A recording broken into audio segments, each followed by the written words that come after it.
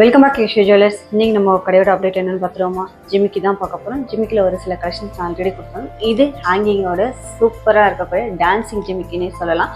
அந்தளவுக்கு நீட்டாக அழகாக லுக்கிங் ப்ரெசென்ட் பண்ணியிருக்காங்க. ஸோ ஜிமிக்கி காமிக்கிறேன் பாருங்கள். ஸோ ஜிமிக்கி பாருங்கள், மேலே வந்து அழகாக ஃப்ளவர் டைப் ஸ்டட் கொடுத்துருக்காங்க. கீழே ஃபுல்லாக டிசைன் ஒர்க் கொடுத்து கீழே வந்து ஹேங்கிங் கொடுத்துருக்காங்க. தெரியுங்களா?